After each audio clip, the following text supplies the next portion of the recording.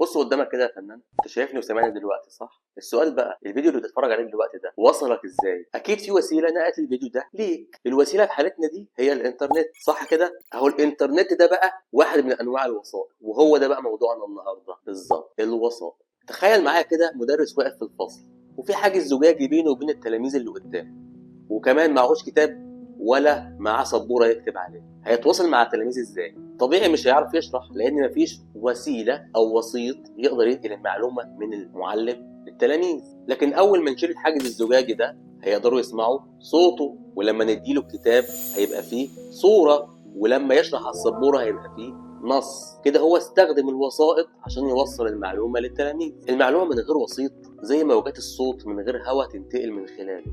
الوسائط هي اللي بتخلي المعلومة تعيش وتوصل. وقلنا ان الوسائط 3 انواع، وهم